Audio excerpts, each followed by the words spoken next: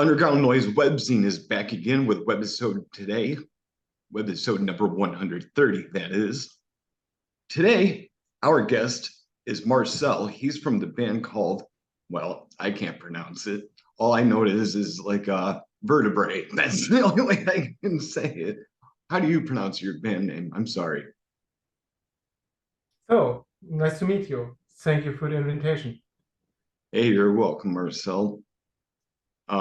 You can definitely call me Al or you can call me Alex. I'll respond to both.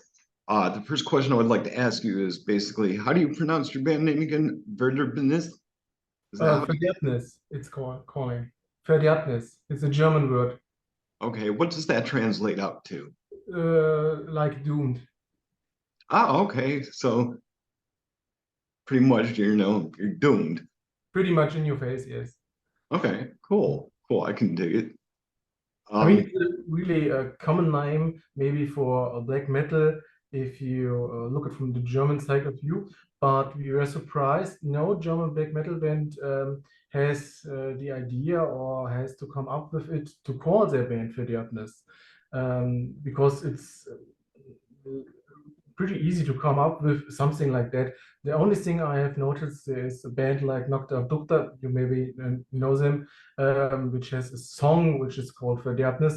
But it seems like we are the first band that is has this band name in German. And yes, it was the idea from our vocalist. He came up with that, and we were from the first times said yes, let's do this way. It's pretty much in your face, and you have it in your mind the first time you hear it, and now this is what this band is called like. that's awesome, dude. So what position are you in the band? So I'm the guitar player, a little bit some kind of a keyboard player, and I do samples. And for the first album, I have done, let's say, 90% of the songwriting in case of the music. That's really cool.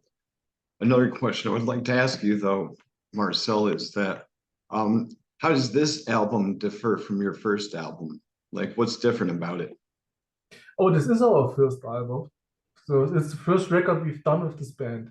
Um, I have records before, but in another style. I have a band named called Mind Reaper, and this is the first album I have done pretty much in a do-it-yourself attitude.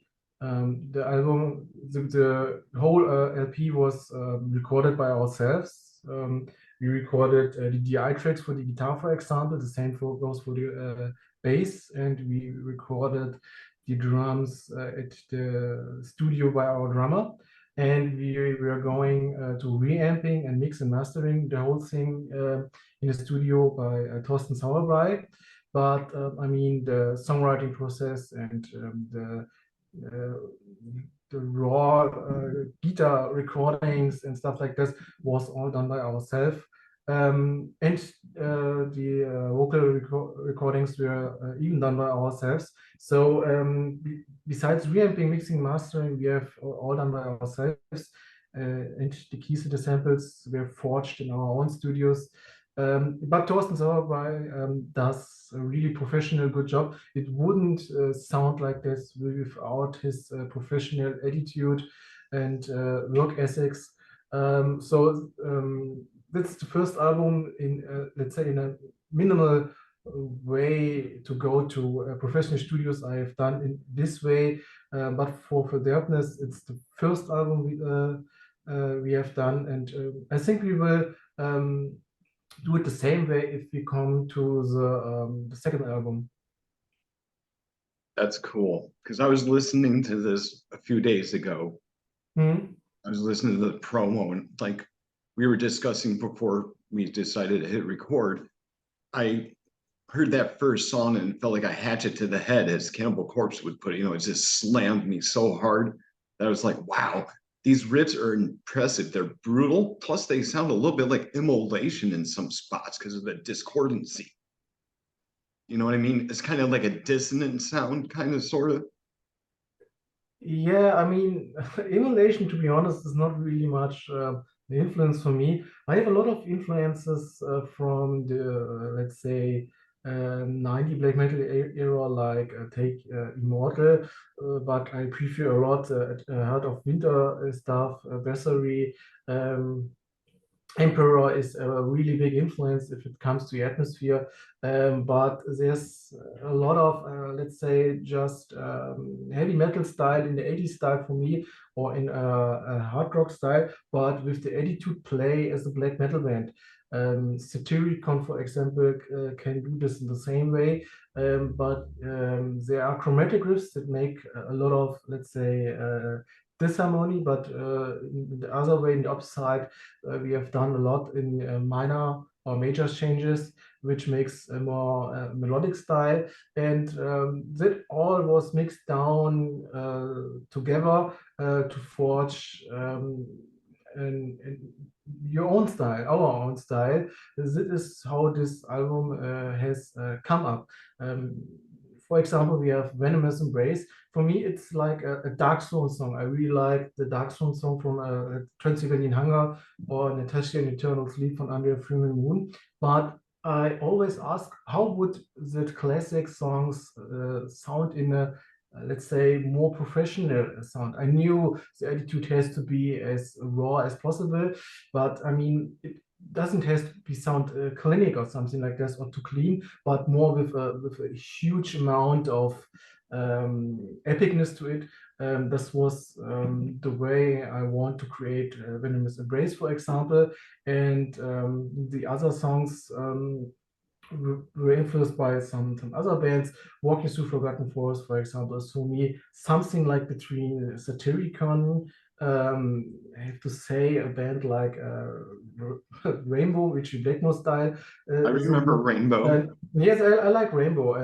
Rainbow Stargazer, for example, was a big influence for the guitar solo by Walking Through Forgotten Forest. But the other things were more some kind of a satirical style music.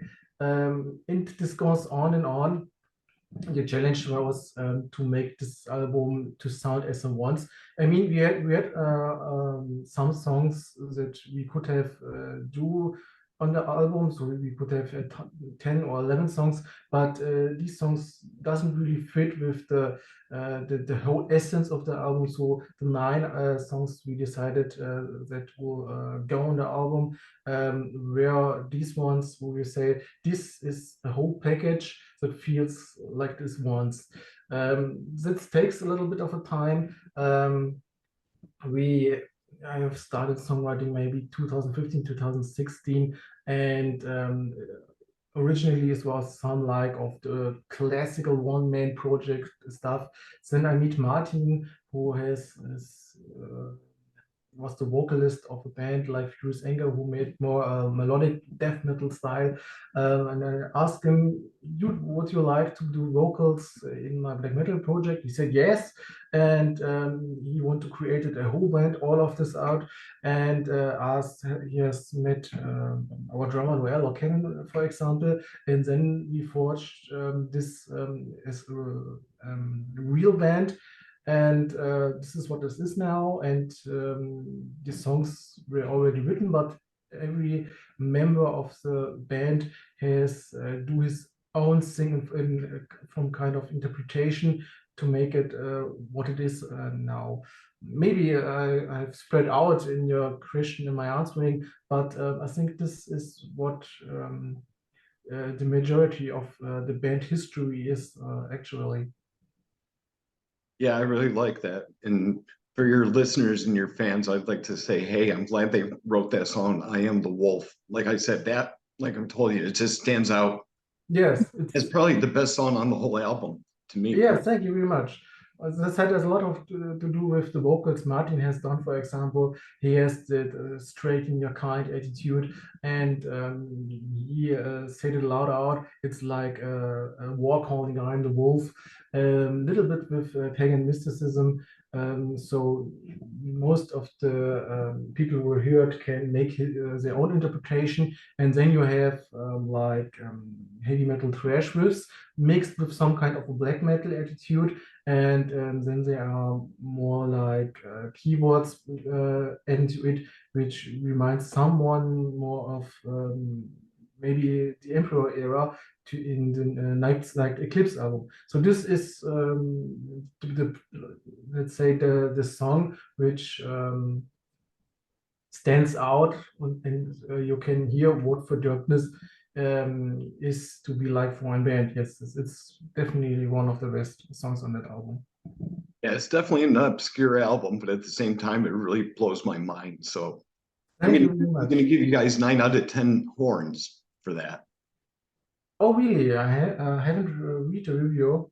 I have to read it. So Yeah, I I'm haven't done not the aware of that, review but thank you very exactly much. yet, That sounds great. but Yes.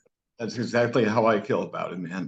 But it's The, cool that you mentioned Satyricon because back in the day, you remember their debut album, Nemesis Divina? That was their best album. yes, this was a great album. Definitely, definitely. Um, But to be honest, in terms of the influence it gives for me was the Now Diabolical album. That was Okay. influence for the vibe, Walking Through Forgotten Forest or Lebenswinters Wanderschaft, for example. But of course, Nemesis Divina is always somewhere in the mind. Most of the people will raise a fist if they hear the riff for Mother No, for example. It's a basic. Yeah, it was definitely a game changer for me when I first heard it when I was in high school. I was like, what the fuck is this shit? I was like, holy shit, this is fucking sick and evil. Yes, Liked it, you know, and definitely. you can't help it, you know, because it just engulfs your eardrums and rattles them for a while and says, you got to check this shit out, man. Mhm. Yeah, But thank yeah, you. I have to ask you though, do you guys wear corpse paint while you're on stage? Um, as we have begun, we hadn't corpse paint. We have discussed what kind of black metal band we want to be, what kind of characters we are, because it's a little bit ridiculous if you pretend to be someone you are not fully in your mind. For example, I'm not really in this kind of pseudonyms. I'm not really creative to give me a name like, let's say Shagrat, let's say Silinos, let's say Nocturno Culto. I don't know what name I would stand behind. I There's nothing that comes in my mind. I have never read a lot of Latin stuff which I could pronounce. There's a serious background behind it, so we decided we have nothing like this. We are ourselves, and we take our real names. So we take the risk if someone say this is poor fucking shit, you know who we are. So you can call, hey, this is Marcel Bangert. He is playing in this and this and this band. He does a lot of shit. Fuck that. Fuck that. This is a shit up.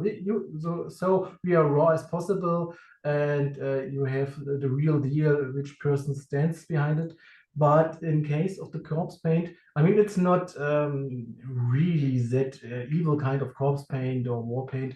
It is fits the atmosphere for the music we feel when we heard, and it should be more the kind of mysticism and unhuman being look that fits more on a band photo than just in this usual look I'm currently now. So therefore we decide, let's try a corpse paint that fits with us. We have experimented a little bit with it and feel um, that the way we have now on the band pictures is the way we feel the music, which fits the music. So it was a decision, not a fixed decision. It was a try which character we are and how we as a band will come to the let's say publicity. Um, does this corpse paint have any meaning? I mean, yes. If you take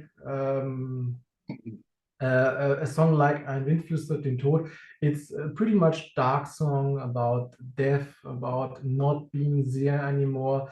And we thought this would take a bridge between the death and the living, because that words or that meaning is always in the lyrics. You can hear there's always some kind of connection between life and death. Lebenswinters Wanderschaft, for example, is about a warrior who is gonna be to die. Ein Windflüstert den Tod is a wind calling or whispers to death. You have the death either. Venomous Embrace is some kind of a dark love song that brings you to death. So this corpse attitude we have done fits with the music, and this is why we decide to take the corpse paint. I mean, we have done a show 1 week ago. There we have carried no corpse paint. This was just in case it was a little small league, just maybe 10-20 people there, and we had a tight schedule. But in any professional manner, we will look at the stage. We will, of course, for a wider audience, for the corpse paint, because this is what the band is going to be like and to look on the stage. Hopefully, I have answered your question. Yeah, that was a pretty exhaustive answer, but at the same time, Okay. it was very elaborated. So Okay. I had to listen to every little detail. Maybe I try a shorter one. Oh, that's fine. That's fine. Okay. That's fine Okay. with me, man, because I got all the time in the world today. So, Mm. yeah, that's really cool, though. You know, I mean, I love Emperor as well. Emperor's like old school black metal, and it's still pretty raw sounding. You know, all the early shit. Yes, Even Venom and Dark Throne. yes, I mean, if you take these bands, they had some kind of a development in the music and in the attitude. You have the first Emperor albums, you have the classic corpse paint stuff. Then you go to what was the name of the third album? I mean, Equilibrium. There's no corpse paint, but you have some of a kind dark attitude. Then you have Prometheus, which is more like of a prog black metal. There is no corpse paint anymore, but it just feels like the band who has created In the Night Side Eclipse. And I don't know if Verderbnis will have some kind of similar development, but maybe if the third or fourth album will know Coastman anymore, then it decide because it doesn't fit the music anymore.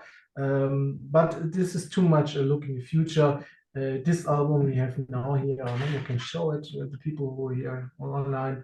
The look and the layout, everything was done as we planned it, and this is what Verderbnis is standing for in the year 2023, and of course for 2024. That's awesome, dude. That's really awesome. Mm. Always looking forward to seeing people's accomplishments other than just my own, you know, because you got to advance with people. Otherwise, you can't just do it by yourself. You know, you got to work together. That's what metal's all about. Yes, of course, we work a lot of together. I mean, a band is always like a family or like a marriage. Yeah. I mean, my band, we only consist of 2 members only, and strictly. My one band member, he lives over in Colorado, and I stay in Georgia.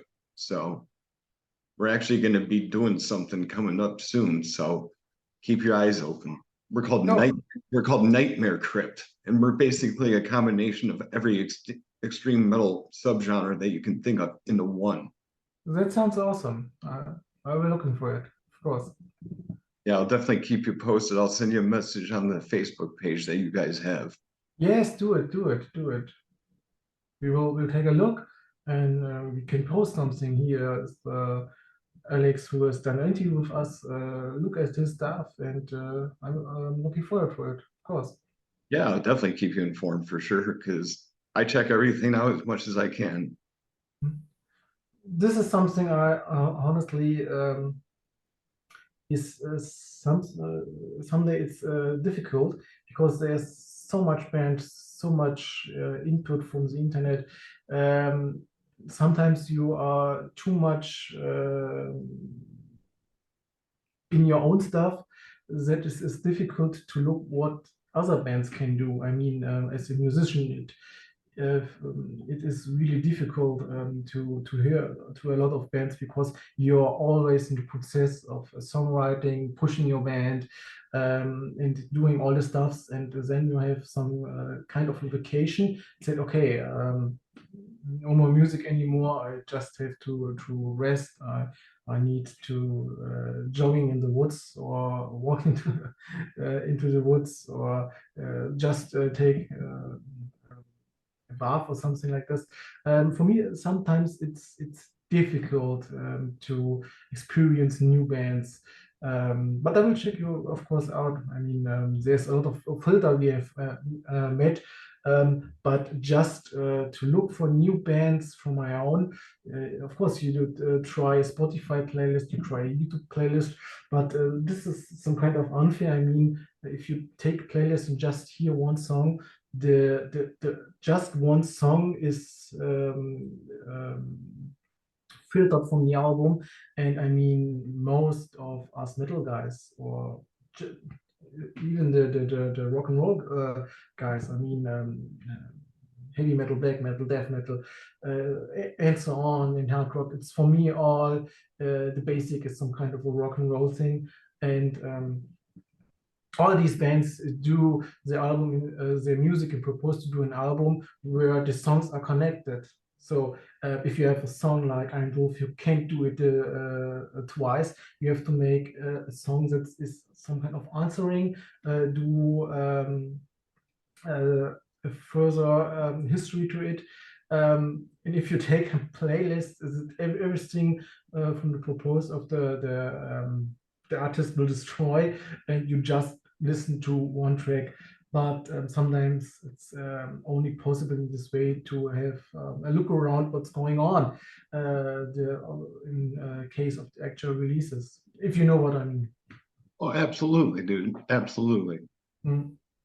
Okay. Well, my next question is for you. This next segment is what we call Show Me Your Axe, your battle axe, what you like to play with, like what guitar you got that you can show us that you write most of your music with. Oh shit. I'm traveling a lot between Wiesbaden and Kassel. Kassel is the place we are practicing a lot, and I have my access all in Kassel because there is some kind of more safer place case of the environmental. So the only thing I have here to practice at the moment is just Fender Stratocaster, which I've not recorded the album. I have recorded the album with Ibanez Darkstone, and I have done the leads with Ibanez Prestige. It looks like the Steve YX, but without the throwaway hole. You know what I mean? So Oh, it's not possible to show you my X. No. that's okay. Okay. Nope. But I've named the models. That could be help. In case of amps, it's can be as um, I mean, primarily for the sound as the X. We have used Mesa Boogie amp, for example, and the Marshall GVM. That was the amps we used, and this all through Mesa oversized box. Yes, this was the stuff we used for the guitar sound. That's Of all. course, with X SM57 and a microphone, standard some kind of vocal microphone. I can't remember anymore. But I mean, at last, everything you hear on that album was real and was not some kind of a virtual instrument shit and no amp model things. It was done from the real scratch. That's really cool. And you guys are from Germany, right? We are from Germany, right? Okay. I was going to ask you this. Are you familiar with the band called Nocturnus? They're another black metal band that's from Germany. It's not the one that's spelled with a US, but IS. It's another band that David promotes from the Metalist PR. Nocturnus. Yeah, Maybe I they're heard from, I think they're something, from but I South can't remember. Germany, if I'm not mistaken. Maybe I can't remember this band, to be honest. I don't know. Yeah, they Um, just came out with a new album a few months or so back, and it sounds really good. It's yes. melodic black metal, but when I listen to Dargor, who's from Poland, they're another one of his bands that he helps, get interviews and such. Well, they had a little bit of a different feel to it for me for some reason because it was more uppity sounding in some songs. It was really upbeat, like, yeah, let's jump up and down. We're happy. We're happy. Okay, It's I like understand. happy black metal. How is that possible? Well, Yes. I guess if you're happy to know it, play your musical instrument. Don't just clap your fucking hands. I mean, playing metal in major chords is always some kind of a challenge. Um, Otherwise, you're calling yourself Halloween, but that's another story. Um, I don't look at nationality if I'm listening to music. I just listening to music, and then in coincidence, I learn where these dudes come from. In case of German black metal, my most favorites are. I don't know if you know the bands. Probably they are a little bit more famous in Verderbnis is Dark Fortress, for example, Luna Aurora, were a famous metal band in the early 2000s, which black metal, I don't know. Dornenreich is not really some kind of a black metal band. The first three are this are some kind of black metal bands in German, or there's a German black metal band that's called Nagelfar, but it's not the Swedish one. Um, these are great black metal bands from Germany. Um, but there's a new black metal band I have discovered, for example, that's calling Kazakh, and they're coming from England, but they sound like the section, pretty much like the section from Sweden. So I think nationality um, has nothing to do sometimes how you sound like.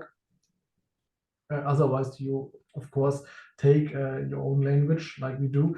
But at last, every artist is a product of his own interest. And if you're interested in bands that, I don't know, uh, don't really sound German, and you love a lot of the adult-oriented rock styles of the American rock bands, then you can maybe sound like them because you are a product of your own interest. Therefore, I think it's all lies in the hands of the artist and this interest, and not much of this country he is from. And this is the case. All metal guys speak the common language in some kind of a way, which overcomes the barriers of language skills. We all hear some songs we all love, and we all rise to fist, and that goes for all the metal styles. We have talked about it. It takes the Tyrican, the Mrs. Divina, your Mother Earth, and everything is like, yes. That's awesome, dude. That's so cool. Because everybody's got to have their own sound. Not everybody can sound the same. And when people say these bands sound the same, all they're listening to are the vocals and the drums, and that's it. Because they're not Yes, actually listening to the guitars or the bass or noticing that there's different tempos involved. Like you have one tempo for a few riffs, and then you switch it up. You could go faster, or you could go slower, you could go moderate. And then people are like, it sounds the same. Well, fuck you, it don't sound the same. Because if you're not into it like we are, then you're not listening to it correctly. definitely. Oh, and Most of before the I bands forget, never sounds the same. And in the time I have begun to record music professional, sometimes I was confused not to sound like my influence, because for me it was some kind of, okay, it's more bad because it doesn't sound like my influences with the best sound of the world. It's take a while for me to accept that you never will sound like your idols, And from the other way, your idols never can recreate their albums too, because every album has his product of its own, his history of its own, and it can't be repeated successfully because it's a child of its time. And that's something it has taken a little bit of a duration to accept for me, but now I enjoy that the thing I do now, for example, if I'm writing new songs for the second album, I can't repeat it for maybe the third album, and maybe sometimes some things I can't repeat we have done on the first album. Some fans are not really happy about it. That some bands doesn't sound the same all the way, and they do it like AC/DC. But if you even take these simple bands, the guitar sound on all the albums, you even change a little bit because you'll never have the same environment. You don't have maybe the same speakers. There's like variation Well, in you're the right about that. composition and so on and so on. A lot of variations which always comes to other sound, and this is the case. It should be go always like this because there you have the magic in there. Sometimes you have a really great sound, and then you take the whole equipment again.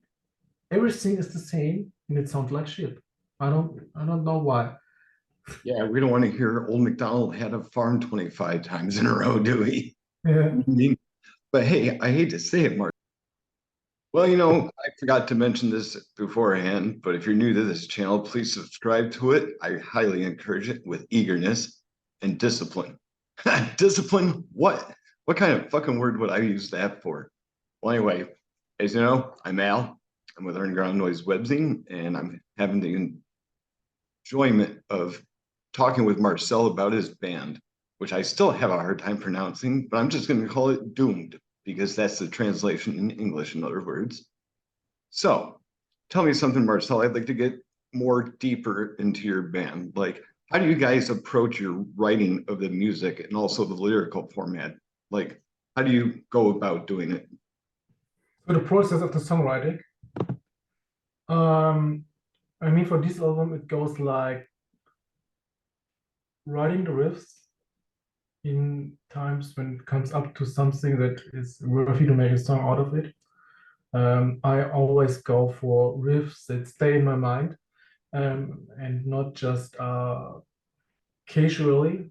And if I have something like this, I build a song like I think the arrangement is interesting, and the building comes up with just a program like a Guitar Pro 5 or you are by Guitar Pro 8 or some stuff like that, because you can write down all the notes and all the stuff the drums have to play, the bass have to play, the guitars, and I do it for purpose that all the band members know all the time what they have going to play. I mean, sometimes you haven't practiced this a lot, or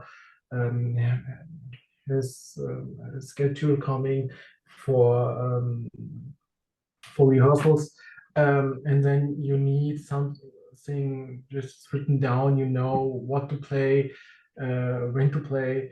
So this is why I write everything down in Guitar Pro, and then you have a MIDI sheet for it, which makes it easier when it comes to keyboards and stuff like that, or to record the drums. So we do record with a click track, but it's not a steady click track to just one BPM. So like I feel I change the tempo map in the MIDI. For a case, I Am the Wolf has something like 180 BPM, and it goes down a little bit, like 3 BPM or 4 BPM for the chorus, because it feels more naturally like a real band will act, and it's some kind of boring if you have just one line of a tempo map. So I take care of that. It's not just too clinic. But at last, everything is written down in a MIDI map, in a tempo map, and first we do all is some kind of demo tracks. So I record, of course, with a drum computer, which will be replaced later with the real drums. And then we're doing demo vocals, other demo stuff like lead guitar work, and look how this will fit out. And then we decide, okay, that is the final song that fits great, and we do real demo recordings, and then we took what we can take from the demo recordings for the real record, or have we to redo something. For example, a lot of the let's say dirty lead guitar work, which is really grungy, noisy from the sound of it, which makes some kind of atmosphere. I have done this in the demo process, and I never could redo it in the same way as I wanted to record it, because this was the right time, I feel, for 100% in the song. And I thought, this is the way I will leave it. This is the way it will stay. But if you come with the rhythm guitar tracks, for the demo tracks, I had just two guitar tracks recorded left and right. But Verderbnis, from my point of view, needs a little bit more huge guitar sounding. So I decided to do another rhythm tracks on the left and the right side. So we have four rhythm tracks, not proposed to be brutal or something like this, or it's more to create some kind of a big mountain that Yeah, is like a giant wall of sound. Yes, it has to That's be a what you wall. guys got, man. You got that big wall of sound just going right at you. But I mean, this is a lot of work, because you have to play sometimes as tight as fuck in case of if you're playing some palm muting riffs or something like this. So we have done from the demos 2 tracks, and the real recordings with 4 tracks, but it was all in terms of just try it. This was never really planned out. I've just done it once and thought, okay, this is better than 2 guitars. It makes more of atmosphere. Definitely, if you have the shredding rhythm guitars with tremolo picking, it gives the whole thing more atmosphere. And this is how the songwriting goes. You have the Guitar Pro, then you have demos with where everything comes together, and then you decide which parts will leave the song or which can be done better in terms of arrangement. That goes for the instruments and the vocals. And then you have our final product, and this is a real fluent process naturally, and not much as planned out. Then I maybe give the impression here in the interview. That's awesome, dude. Because with me personally, I'll hear something in my head and then I'll play on my guitar and I'll just like, okay, that sounded really fucking sick. I want to keep that. So I record it, on a voice recorder on my cell phone. But then I end up just like saying, okay, I'm just going to see if I can make something different later on if I want to or not. I can totally relate to that. You know what I mean? So it makes it have more flavor and character and, like you said, atmosphere. So that's always a good thing. Yes, definitely. And Another question that I was going to ask you before we get more into it with that is this is something that I usually ask every band just about. What tuning do you guys play in? oh, we have 3 kinds of tuning. We have the E standard tuning, like I Am the Wolf is E standard tuning, Walking Through Forgotten is E standard tuning, or Paria is E standard tuning. Then we have a song like Lebenswind das Wanderschaft, which is a D standard tuning, so whole step down. And then we have Venomous Embrace, which is a whole step up tuning. So in metal, you have always down tunings, but now Verderbnis has a up tuning song. So you guys played an F standard? Now in F sharp. Oh, okay, F sharp. That's fucking crazy. Dude, Yeah, I mean, that's how a whole. tight are those strings on that guitar, man? They're just No, tighter than a balloon knot.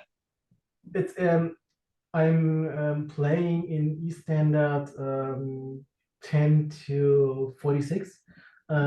For the D standard, I'm playing 11 to 57.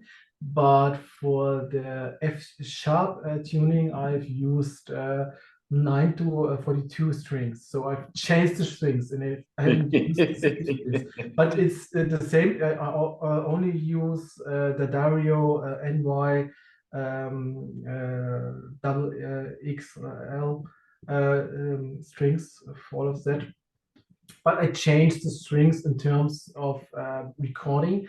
If we play live, I have used in the past Remy because he has a down tuning and up tuning preset in it. But now we are switched to a quad cortex, which has a pitch shifter in it. So I can do 3 presets with the same rhythm sounds, but with a pitch shifter for every tuning before the single chain. That's pretty smart idea, man. Yeah, it's a lot. It's easier because in the past I have gone to my knees for every song changes and have to switch the preset. And if I'm failing and just do a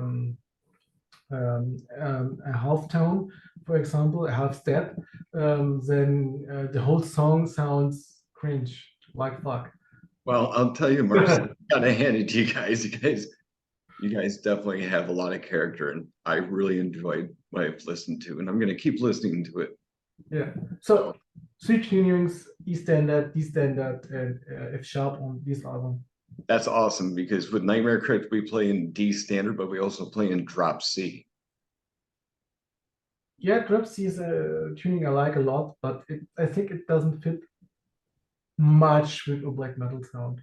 No, not quite, but there's some cool shit that you can do with it. You can write some groove shit, which we've got with it. I have a melodic death metal band names Mindreaper. We do a lot of stuff in C drop C. Okay, cool. Hey, back to when we were talking about stage names. Now we were talking about like some people have like Azathoth or something like that or whatever, or Bazagorath or something kind of fucking funky behind the scenes or some shit, some gnarly off the wall name. Like, you know how you were trying to come up with like, hey, if you were to have a stage name, I thought of it. I said he could call himself Forest or Wolf of the Forest, Forest Wolf, or Wolf of the Woods. I don't know, man. I was just thinking that maybe you could come up with your own idea with that. Maybe if you were to use a stage name, that's all. Maybe in the future. I mean, we are talking not much on stage. We are, let's say, some kind of a silent band between the songs, because we want to bore our audience with stupid talkings, and we don't want to bore the people with our names we are calling, because the people should be interested in the music and not in names or something to talk about. Hey, my name is Marcel. Yeah, that makes sense. They are like, we don't care, play the music, dude. So if people are interested in the band, they will look after the show or before the show what people will stand behind it. And if they come to the show, I think you should, as possible as much, not waste much energy in speaking. You just have to play. I mean, as let's say little band as we are, you don't have much of playtime on most of the festivals. You have to do your set in 45 minutes, including building everything up and down. And then you have maybe just 8 or 9 songs. And if you're talking too much, you have to throw one song away. And we try to avoid that. And therefore, we just don't talk that much and need to say hello with our names. But at the backstage, we have no some kind of nicknames we until yet. Maybe it could be otherwise in 2-3 years. Just calling with our common names. So there's nothing funny nicknames from a funny story we can talk about, to be honest. So a little bit boring, maybe. Yeah, that's all right though. I mean, I just thought I'd throw it out there, just because it was going through my head a little bit when we were talking about it a little bit, Yeah. But still, it's kind of a silly idea, but it's still kind of cool at the same time, you know. But I'll Mhm. just call you Marcel because that's how I know you. Okay. I mean, our singer, maybe that's interesting. He's the demon of our band because he has the Krampus costume. You know, have you seen our video? I Our video? I haven't seen the video, but I actually listened to the promo. So Yes. I'll definitely check out your video. So It's if you see our video, there's a demon, a person walking through the woods. It's called Krampus, and our singer is the owner of this costume, and he is walking within it, and he do it sometimes before the shows to make some kind of a promo for the band because everyone is looking for this creepy creature. Who is this? And it's stinky like hell because it's made out of goat hairs or something like that. And that is his way sometimes to make promo. So our vocalist is our demon goat, maybe. That could be the first name, maybe, demon goat. I have to I ask will, you. I will send him the link for this interview, and then he will know about it. Right on, Marcel. Right on, dude. You rule, dude. Thank you. Thank you for that. Yeah. Hey, this might sound like an off the wall question to you, but I'm just gonna ask it anyway. All right. What song do you find to be more repetitious? Enter Sandman by Metallica or TNT by AC/DC? Oh, that's pretty easy. TNT by AC/DC because I'm more of a Metallica fan, and I liked to watch the documentary. I don't know what was the documentary name for the Black Album. I know it's the self. 1 year and a half, I think. So it's not that I'm enjoying entertainment, but I like to listen it from a producer point of view. I'm not a producer, but I like how they built this whole thing up in the attitude and the whole work they have done to it. It's inspiring in another way than just hearing their music and playing the music. In terms of AC/DC, it's more like, yeah, you have the Marshall sound, you have one mic, and here we go, more rock and roll. Um, but if you have asked me this question, maybe I had said Metallica, but the more I take a look to the production and all the steps you're going through, to more I can sometimes enjoy the songs. I couldn't listen to it anymore for a long time because you listen with another ear and think, hey, this snare sound is great. How have they done that? Oh, my snare sounds always like a trash can. Yeah, How do they make a big snare sound? So and then that's you what have happened with Saint Anger was Lars playing on the trash cans, the yeah, aluminum. they you have the What the trash fuck, can. dude? So you should, so you should have watched maybe 1 year and a half. But I mean, I have read that he has done it from some case of a purpose. But Metallica is free to do whatever they want. Every band should be free as ever they want. But sometimes you want to have to reach a certain goal, and I think some production, even if they are some underground metal guys, underground as fuck, commercial as fuck, have to be appreciated because they set a new standard. I think the Black Album is one of them. So I hear it in the fascination from a producer point of view who does not have much clue of production process, just in um, recording your guitars as tight as fuck, and you have a good amp, you have a good guitar cabinet, and you can mic it with SM57, for example. And but if the whole process with compressors, delays, and mixing and mastering, it's art of its own. I wanted to give to someone else, If I would do it, I would never finish Paria album, for example.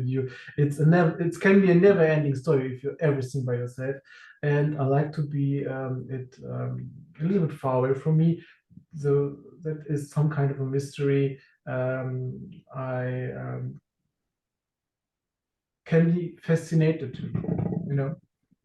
Absolutely, dude. So yes, Enter Sandman is for me more But it's interesting funny. song. I mean, it's funny that you brought up Saint Anger sound like garbage cans. You know, if he were to hit that thing hard enough, maybe Oscar the Grouch from Sesame Street might show up and be like, "What the hell are you doing, man?" Yeah, I mean, I'm just saying, dude. You know, anything's possible these days, right? I Especially have with to be honest. The time Saint Anger comes out, I was only 15 years old, oh and wow, I hadn't a clue much of everything, and I thought, dude, it sounds brutal, man. I mean, the only thing there where, wasn't much bands I knew, and where? then I have bought the wrong album because I want to sell Saint Anger, and I bought Master of Puppets, but because someone bought me Masters of Puppets because he knew I like Metallica now, but he doesn't know which album to buy. And he gave me Master of Puppets. And the first time I heard it, I was like, dude, that doesn't sound like Saint Anger. What's going on here? And 1 year later, of course, I was the biggest Master of Puppets right liking fan because I has to begin starting to playing the guitar to appreciate what real music is going to about. But Saint Anger was in a strange way the first impression I had with Metallica. So it's not too that disgusting for me like for some other people's. I mean, there's a song named like The Unnamed Feeling. I think that's a great vocal performance by James Hetfield. It's just too long and the song don't come to the point, but the first 3 minutes had something. The problem is, I think it seems like James Hetfield had something to say, but the rest of the band he should have changed maybe or something like Yeah, this. it It sounded would kind have of a catchy. better Saint Anger album. But this is a history of a sound. I think it's not that bad that Saint Anger is existing there because Metallica is still there. It's of course the best-selling metal band of the world, and it's the entrance for a lot of people for the metal music. I mean, you have to begin with something, and most of the people begin with the classics. You have Guns N' Roses, you have Metallica, you have AT&T, some people have Black Sabbath, and then you are going to start. And I think not to forget where your roots. Rebellion is the honest way to appreciate your own way. And if I'm saying the first time I have listened to Saint Anger, I thought it was a great record. It's not much a common opinion you will hear about it, and people will talk shit about. But it was another point of view of just a 15 years teenager. But the memories are stronger than the reality it really was. So what can I say about the Saint Anger record, for example? Well, we all like what we like, man, and Yeah. I'm not gonna knock somebody for what they like listening to. I mean, I can pick on the band themselves and all day, but I'm not gonna pick on my friends just because what they like listening to. It may not be my cup of tea, but hey, it might not be somebody else's pizza. I You know? mean, these days it's like, oh, that's the Saint Anger record. It's cool. I've listened to 10 seconds and will never listen to it again in the next 5 years, but it's cool. I can't listen to it more than 10, 50 seconds because it's awful. Now with 35 years old, we have listened to a lot of new music since I was 15. But in the memory, it had sounding cool, but if I'm hearing now, it's yeah, you have the trash can. Yeah. Well, hey, Marcel, I got a few more questions for you. Yeah, let's do it.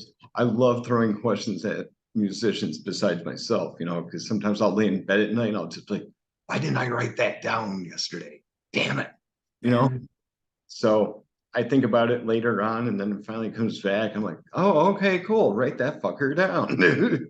For So good sakes, we had a break and you could write down new questions. yeah, that's exactly it, man. That's Oh, exactly. okay. So let's Sometimes, begin. yeah, sometimes those things do happen, and that does help. So thanks for the tip. Okay.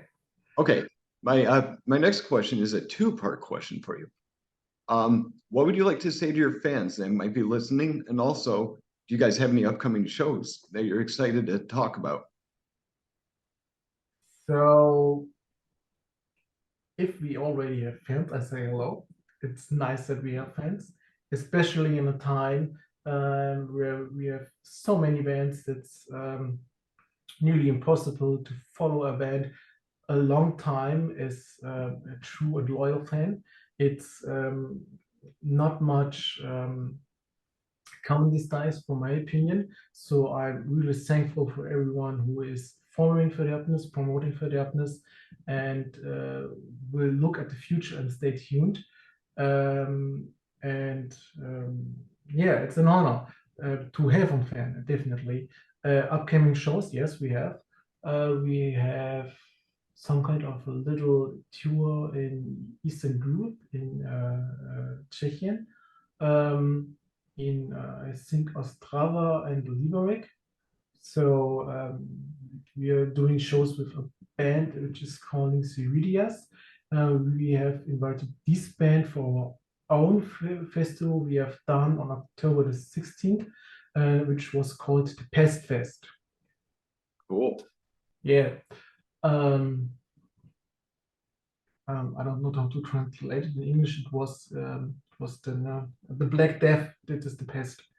Oh, Uh, that sounds And really I cool. mean, so it's the Black Death festival in German. It's Pestfest.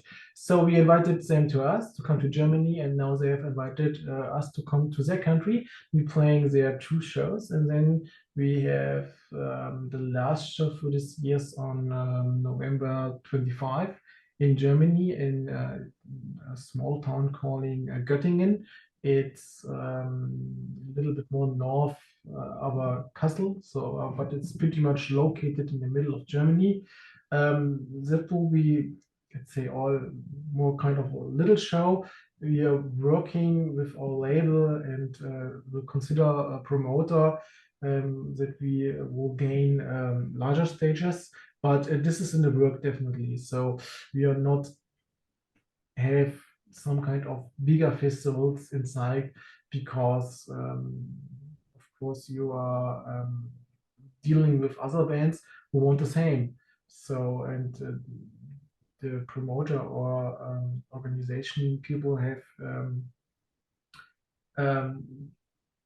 to make a decision what band they want to play on their festival, and sometimes their decision is depending on some kind of a coincidence.